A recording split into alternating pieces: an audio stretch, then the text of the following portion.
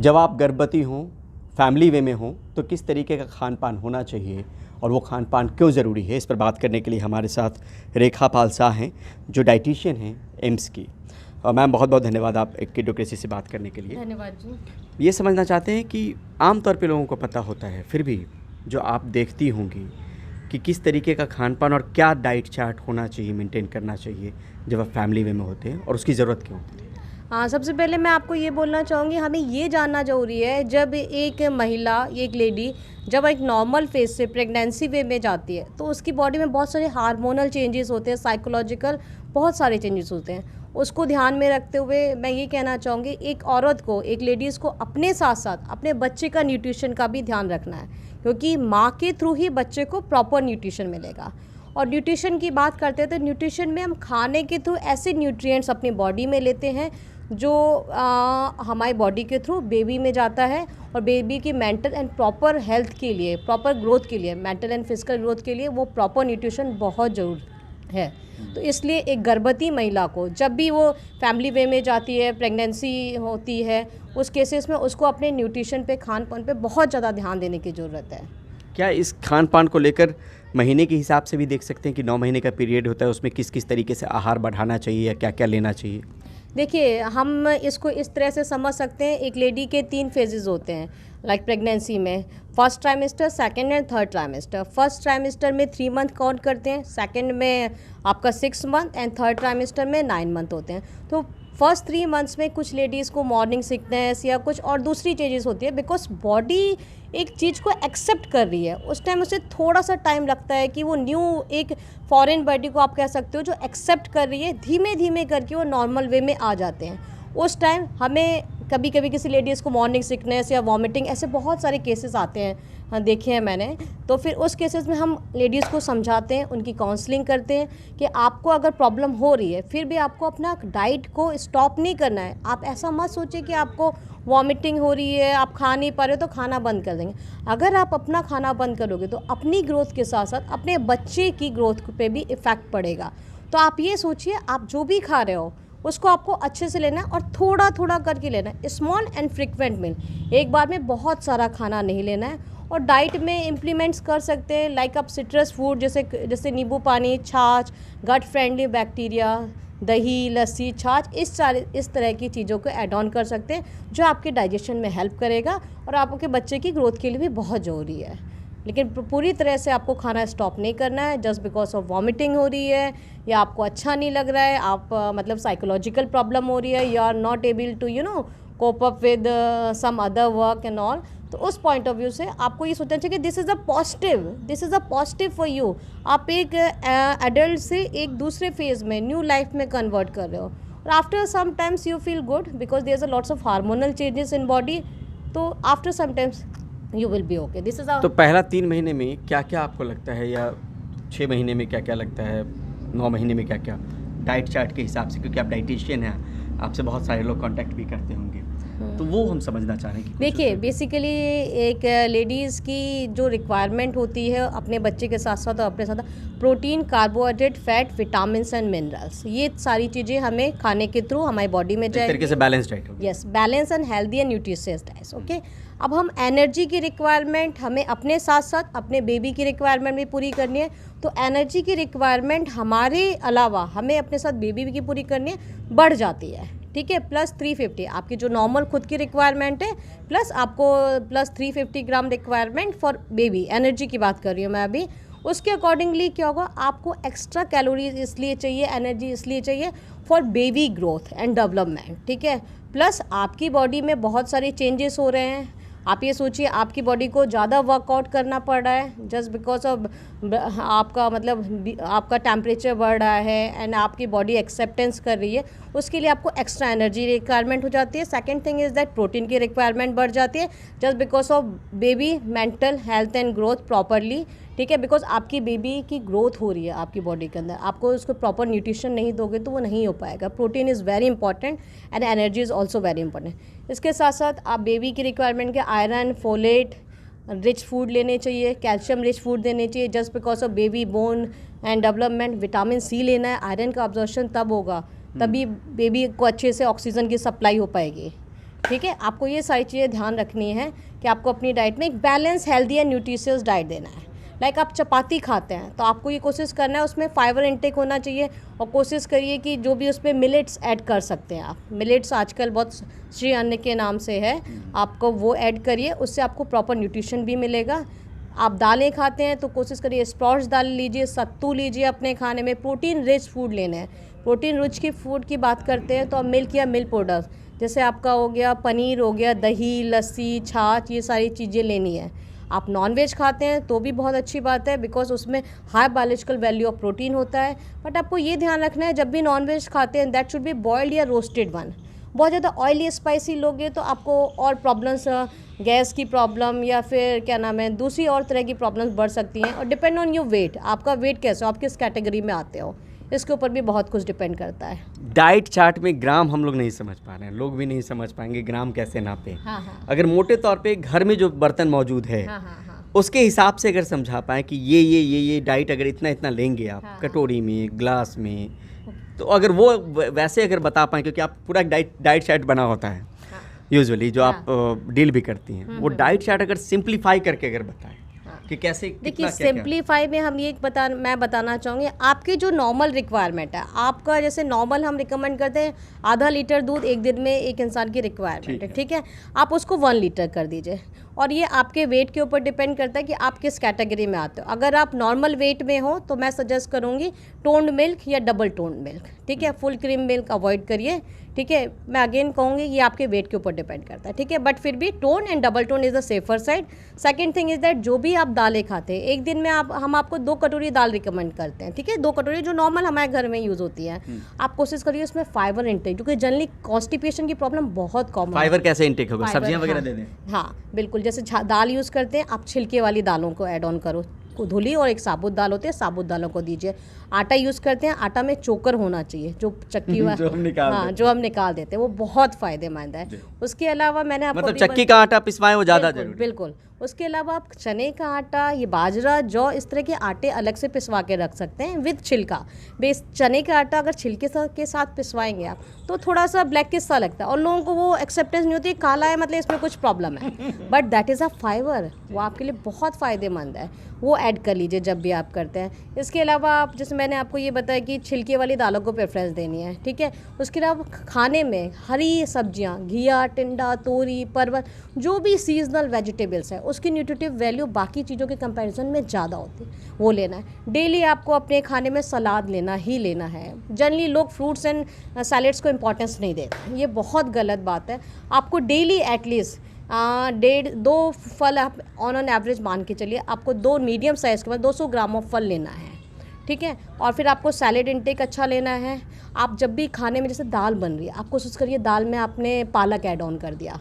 आप रोटी बनाते हैं उसमें मेथी, जो भी हरी सब्जियां अवेलेबल हैं वो ऐड ऑन कर दिए। सब्जियां बनाते हैं उसमें आलू वाला पार्ट थोड़ा सा कम करके बाकी चीज़ें हरी पत्तेदार वाली सब्जियां ज़्यादा ऐड ऑन कर, जैसे चुकंदर हो गया, आपका ब्रोकली हो गया, जो भी सीजनल में अवेलेबल हैं उनको हमको ज़्यादा से ज़्यादा देना है। प्लस ऑयल के बारे में मैं आपको बताना चाहूँगी। जनरली लोग कहते हैं कि वो देसी घी दूध में घोल के पीने से नॉर्मल डिलीवरी होती है, ये हमारे पुराने ज़माने की महिलाएं ऐसा बोलती हैं, बट मैं आपको बताना चाहूँगी ये सिर्फ मिथ है, सिर्फ और सिर्फ मिथ है। वो सिर्फ आपका बॉडी वेट इंक्रीज़ करता है, दैट्स इट। उसका कोई साइंटिफिक रीज़न, घी वगैरह नहीं ले, वो जरूरी नहीं है, कोई ज़रूरत नहीं है। जनरली मेरे पास जो पेशेंट्स आते हैं मैंने उनसे भी डिस्कस किया, लास्ट के 15 दिन या 1 महीने पहले वो डेली ग्लास में घी डाल के ना, उससे कुछ नहीं होता है, सिर्फ कॉन्स्टिपेशन, नॉर्मल डिलीवरी के लिए कोशिश हाँ, कर रहे हैं जी। उससे सिर्फ कॉन्स्टिपेशन होता है। इवन उनको डाइजेशन की भी प्रॉब्लम होने लगती है, क्योंकि ऑलरेडी आपका वेट पुट ऑन रहता है, you are not able to move properly, और कभी कभी गैस भी बनने लगती है उससे। और आपको ऑलरेडी आपके अंदर एक बेबी है, ऑलरेडी आपका वेट पुट ऑन हुआ है, और उससे आपको प्रॉब्लम्स बढ़ती हैं। तो ये सिर्फ मिथ है। आपको कॉम्बिनेशन ऑफ ऑयल यूज़ करना है। मैं यहाँ ये जरूर बताना, लोगों में मिथ्स है कि सिर्फ सरसों का तेल यूज़ करते हैं, बिल्कुल गलत है। हमें 2 कॉम्बिनेशन ऑफ ऑयल, जिसे हम ब्लेंड ऑयल बोलते हैं, means combination of oil. Omega 3 and omega 6 fatty acid का कॉम्बिनेशन बहुत ज़रूरी है। तो ये किस तरह का तेल मिला के? मतलब अगर आप सुबह सरसों का तेल यूज़ करते हैं तो आप इवनिंग में राइस ब्रान ऑयल यूज़ कर सकते हैं, या फिर आप 1-1 लीटर के पाउच लेके आइए, एक बॉटल पे मॉर्निंग डाल दीजिए, एक पे इवनिंग। मॉर्निंग में ये यूज़ करिए या इवनिंग में, it's depend on your convenient. तो कौन कौन सा तेल हो सकता है उसमें? एक तो सरसों तेल हो गया, सरसों तेल हो गया, राइस ब्रान ऑयल हो गया आपका, सोयाबीन ऑयल हो गया, ऑलिव ऑयल यूज़ कर सकते हैं बिकॉज वेरी कॉस्टली, तो थोड़ा सा जो जिस हमारी जैसे कम्युनिटी है हर कोई नहीं अफोर्ड कर सकता, तो राइस ब्रान, सोयाबीन हो गया आपका, सरसों का तेल हो गया, this kind of oil use कर सकते हैं। और देसी घी एक लिमिट के अंदर है, बट बहुत ज़्यादा नहीं यूज़ करना है कि मलाई निकाल के आप खा रहे हैं एंड ऑल, वो थोड़ा सा आपके लिए कॉन्स्टिपेशन और अदर प्रॉब्लम्स कर सकता है। फ्रूट्स लीजिए, सैलड्स लीजिए। शुगर इनटेक आपको एक लिमिट के अंदर रखना है, बहुत ज़्यादा शुगर नहीं लेना है, वो अभी तो आपका वेट पुट ऑन कर देगा एंड यू फील हैप्पी कि मेरा वेट बढ़ा है, इट मीन्स बेबी का वेट बढ़ा है। ये सिर्फ ऐसा हमारा सोचना है, वो बेबी को न्यूट्रिशन उससे नहीं मिल रहा है, शुगर सिर्फ आपका वेट पुट ऑन कर रहा है, एक्स्ट्रा कैलोरीज है। तो मतलब एक्स्ट्रा शुगर नहीं ले, जो एक्स्ट्रा चाय शुगर वाय नहीं है, पीते हैं नॉर्मल आप ले लीजिए, ठीक है, वो ले सकते हैं आप। और मैं आयरन के लिए भी बताना चाहूँगी, देखिए हमारे देश में एनीमिक प्रॉब्लम है, अनीमिया के प्रॉब्लम है, तो जल्दी हमें क्या करना है कि आयरन के लिए हम लोग जनरली, हम फीमेल्स आपने देखा है सारे लोग एक हाथ में चपाती या पराठा ले लिया, एक हाथ में चाय ले लिया and all something like this. तो ठीक है, तो हमें क्या करना है, आयरन के एब्जॉर्प्शन को इंक्रीज़ करने के लिए अपनी डाइट में हमें विटामिन सी ज़्यादा से ज़्यादा लेना है। विटामिन सी की बात करते हैं तो आपके सिट्रस फ्रूट्स हो गए, जैसे आंवला आप ऐड ऑन कर सकते हो, और आपका लाइक मौसमी हो गया, नींबू पानी हो गया, इस तरह की चीज़ें ऐड ऑन करनी है। और जैसे मैंने अभी आपको बताया कि एक हाथ में चपाती, एक हाथ में चाय या पराठा एंड ऑल, ये हमारा ट्रेडिशन चला आ रहा है। उससे जब भी आप सीरियल और चाय साथ में लेते हो तो वो आपके आयरन के एब्जॉर्प्शन को कम करता है। ओके, हम जनरली पोहा खा रहे हैं उसमें लेमन डाल के कि आयरन का एब्जॉर्प्शन बढ़ेगा, लेकिन आप साथ में चाय भी ले रहे हो, वो आयरन के एब्जॉर्प्शन को कम करेगा। आप सीरियल अलग 1 घंटे का गैप करिए। जैसे अभी मैंने poha is a good source, मतलब पोहा के साथ नींबू वगैरह डाल के आपको एक लेमन, आप अपना डाइट में ये सोच लीजिए कि डेली मुझे एक लेमन किसी भी फॉर्म में लेना है, ठीक है। आपने अभी पोहा खा लिया, उसके साथ दूध ले लीजिए हाफ का, अगर आपको कुछ लिक्विड लेने की ज़रूरत लगती है, उसके बाद चाय आप 1 घंटे बाद ले सकते हो, बट दोनों साथ में नहीं ले रहा है। ये छोटी छोटी बातें तो जनरली हम लोगों को, इंडियंस को मतलब पता नहीं है, और just because of lack of awareness, ठीक है। ये भी समझना चाह रहे हैं कि आयरन की कमी को कैसे पूरा कर सकते हैं, अगर बाहर की चीज़ खरीदने के लायक ना हो, पैसा उतना ना हो, घर में जो हम साग सब्जी खरीदते हैं उसमें किन किन चीज़ों को ऐड ऑन करें तो आयरन की देखिए, आयरन की कमी के लिए मैं कहना चाहूँगी, अगर एक हेल्दी बैलेंस और न्यूट्रिशन आए तो काफ़ी हद तक तो वहाँ से पूरा हो सकता है। उसके अलावा आप अपनी डाइट में विटामिन सी, आयरन का अब्जॉर्प्शन के लिए अभी मैंने बताया विटामिन सी, उसके अलावा अपनी डाइट में आप ब्रोकली आपका हो गया, लाइक हरी पत्तेदार सब्जियाँ, वो पालक, चौलाई, ये सारी चीज़ें ऐड ऑन करिए, स्प्राउट्स ऐड करिए, ठीक है, गुड़ ऐड करिए, इस तरह की चीज़ों को ऐड ऑन करके आप आयरन की कमी को पूरा कर सकते हैं।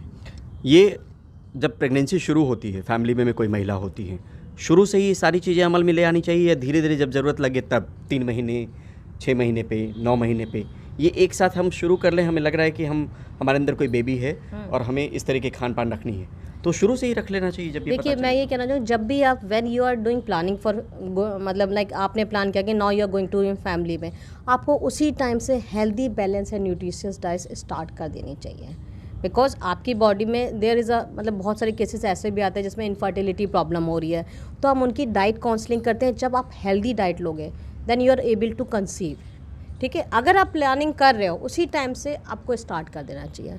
वाटर इंटेक अच्छा रखिए, सैलेड लीजिए ज़्यादा से ज़्यादा, ठीक है। आपका लाइक स्मॉल एंड फ्रिक्वेंट भी लीजिए, थोड़ा सा खाइए, बार बार खाइए। ये फ्रिक्वेंट बार बार कह रहे हैं कि स्मॉल एंड फ्रिक्वेंट, कितनी बार वो खाना हो सकता है अगर आपको लगता है? हम यूजुअली 3 बार खाते हैं, हाँ, सुबह, दोपहर, शाम, हाँ, स्नैक्स हो गया।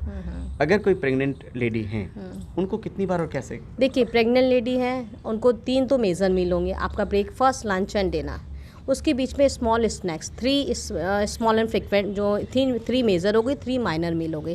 लाइक आपने बैटी ले लिया, ठीक है, एक जनरल सा मैं आपको आइडिया देना चाह रही हूँ, बैटी में ची एंड बिस्किट, अगर इफ एवरीथिंग इज़ ओके, ठीक है। सेकंड, आपने 8, साढ़े 8 बजे, 7 बजे आपने बैटी ले ली, उसके बाद 8, साढ़े 8, 9 बजे, depend on half an hour, कोई फ़र्क नहीं पड़ा।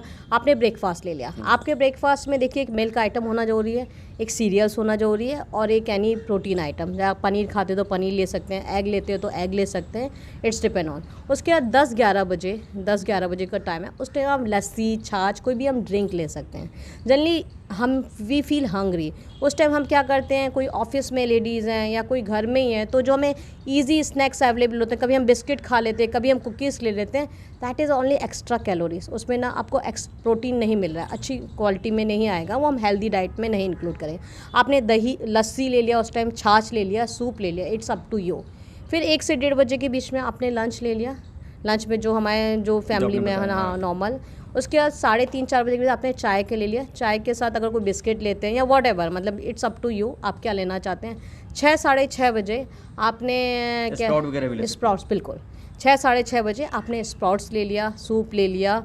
आप आलमंड्स ले सकते हैं, अच्छे वो हेल्दी सीड्स की कैटेगरी में आलमंड हो गया, फ्लैक्सीड हो गया, या कॉम्बिनेशन ऑफ हेल्दी सीड्स जो है, ठीक है। ये सारा मुरमुरे में आपने जैसे आपने प्याज, टमाटर, नींबू, चना भी मिला देते हैं बॉयल करके, मटर भी मिला, मटर भी, वो हेल्दी, आपको उसमें भुजिया नहीं ऐड ऑन करनी है, वो ट्रांस फैट में कन्वर्ट हो जाएगा, ठीक है। इस तरह से ऐड ऑन कर सकते हैं। उसके बाद आपने डिनर कर लिया 8, साढ़े 8 बजे, उसके बाद आप एक गिलास दूध देख लीजिए। आप खुद दीजिए, हमने 3 मेजर मील ले दी, ब्रेकफास्ट, लंच और डिनर तो हमारी मेजर मील्स हैं, उसके बीच में ले लिया। और जनरली हमारे ना इंडिया में ओबेसिटी और ये सारी प्रॉब्लम इसलिए भी कॉमन हो रही हैं because we don't have time. हम अगर मेजर मील ले लें तो बीच में वी फील हंग्री, उस टाइम हम चॉकलेट ले लेंगे, इंस्टेंट हमें एनर्जी चाहिए, या कोल्ड ड्रिंक पी लेंगे, उससे हमें इंस्टेंट एनर्जी मिलती है। That is not good. वो आपका सिर्फ वेट पुट ऑन करता है, उसमें एक्स्ट्रा कैलोरीज मिलेगी आपको और कार्बोहाइड्रेट मिलेगा, नो प्रोटीन, नथिंग। तो हमें उस पॉइंट ऑफ व्यू से भी सोचना है कि हमें जो भी खा रहे हैं that should be quality, not quantity. Infertility की बात आपने की मैम, ये भी मेजर प्रॉब्लम है, बहुत सारे लोग जूझ रहे हैं, मेरे जानकार भी कई सारे लोग हैं। हम ये समझना चाह रहे हैं कि इसमें डाइट को लेकर इनफर्टिलिटी से कैसे जोड़ के देख पा रही हैं आप, जो आप काउंसलिंग करती होंगी, जो देखती होंगी, डाइट चार्ट देती होंगी। देखिए, इनफर्टिलिटी की मैंने बात की, उसमें देखिए सिर्फ एक ही रीज़न नहीं है, उसमें 2-3 रीज़न है। एक तो मेंटल स्ट्रेस, आजकल आप देख रहे हो फीमेल्स या मतलब जो भी मतलब लाइक बहुत सारी मेंटल स्ट्रेस की प्रॉब्लम हो रही है।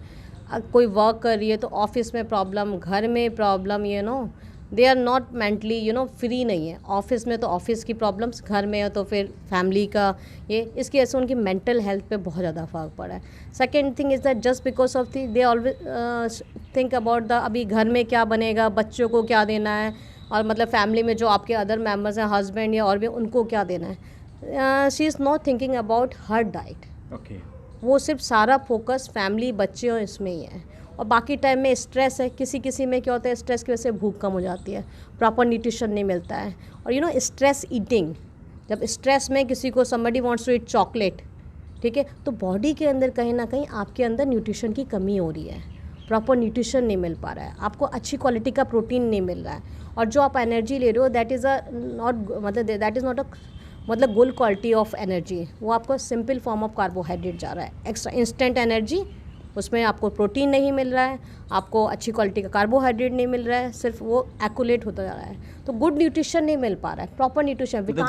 गुड न्यूट्रिशन से सीधे तौर पे भी ताल्लुक है, मतलब कुछ चीज़ें तो हो सकती है कि दोनों की फिजिकल कंडीशन को लेकर और न्यूट्रिशन भी। हाँ, और हम अपने ड्रिंक की बात करते हैं तो हम मोस्टली हम स्ट्रेस में, आपने भी देखा होगा, जल्दी हम स्ट्रेस में होते हैं तो आप बताइए कितने लोग छाछ पीते हैं मंगा के, कोई नहीं पीता। And there is a connection of mind and gut is a second brain, ठीक है। कितने लोग छाछ में, सब चाय मंगा लेंगे या चॉकलेट मंगा लेंगे, या बहुत सर दर्द हो रहा है we always addict of T.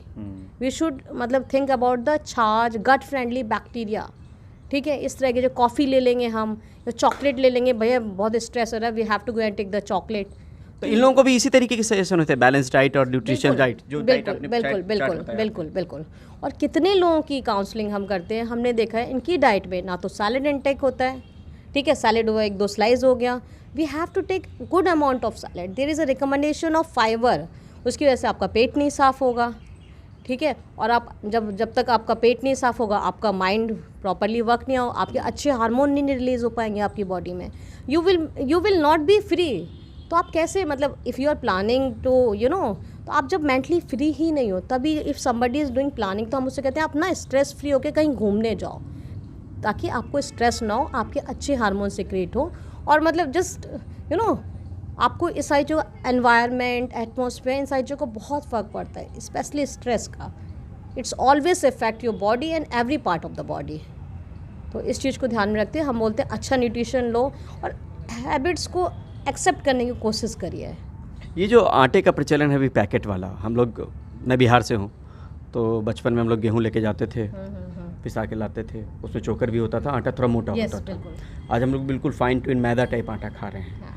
तो ये शरीर के लिए बहुत ज़्यादा ठीक नहीं है, बिल्कुल फ़ायदेमंद नहीं है। और शायद यही वजह है कि मिलेट्स की बात चल रही है। It's a refined floor only, it's a refined, आपको वर्ड से समझ में आ, रिफाइंड मतलब रिफाइंड, उसको छान के उसका चोकर निकाल दिया गया है and this is a refined floor, ठीक है। इसलिए हम बोलते हैं कि कुछ लोग हैं वो दलिया खा लें। दलिया और आटे के में, दलिया में क्या होता है, उसके ऊपर की एक लेयर होती है गेहूँ की, वो है उसमें फाइबर है, लेकिन आटे में वो लेयर निकल। पहले के टाइम में बहुत अच्छा था कि हम आटा पिसवा के लाते थे, थोड़ा मोटा पिसवाते थे ताकि जो इसकी लेयर है दैट इज़ अ फाइबर वो उसमें रहे। और आपने देखो कॉन्स्टिपेशन, इस तरह की प्रॉब्लम्स तो पहले मेरे ख्याल से बहुत कम ही था, आजकल बहुत प्रचलन में है।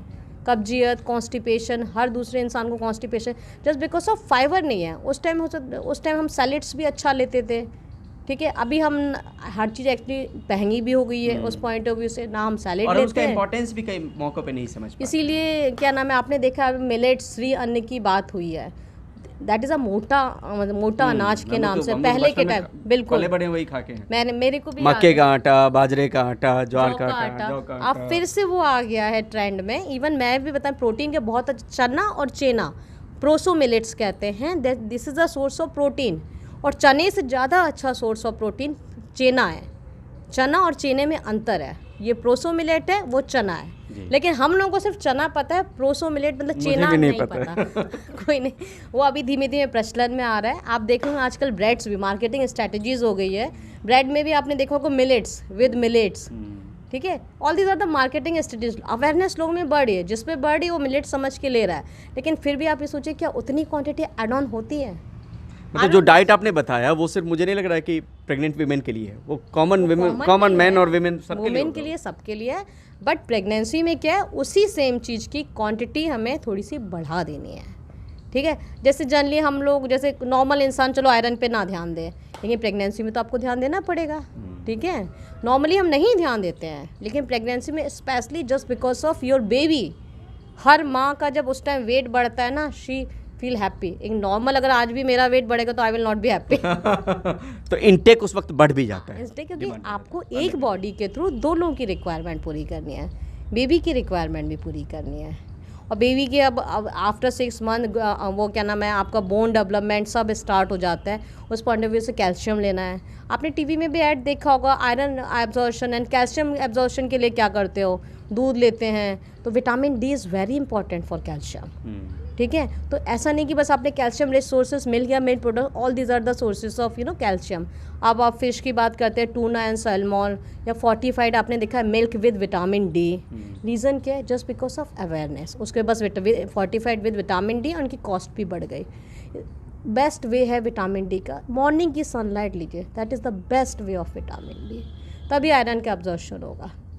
इसके अलावा फोलेट की बात करते हैं, इसको विटामिन B9 के नाम से जानते हैं, वो बहुत ज़्यादा इंपॉर्टेंट है। तो टैबलेट के तौर पे हाँ, एक्चुअली जनरली हम डाइट के थ्रू उसकी रिक्वायरमेंट पूरी नहीं कर पाते हैं, इसलिए हमें एडिशनल टैबलेट्स देने पड़ते हैं, बिकॉज उससे बच्चे की ब्रेन हेल्थ पे डेवलप पड़ता है, ठीक है। इसलिए हम उसको टैबलेट्स, उस टाइम हम कोई रिस्क नहीं ले सकते हैं।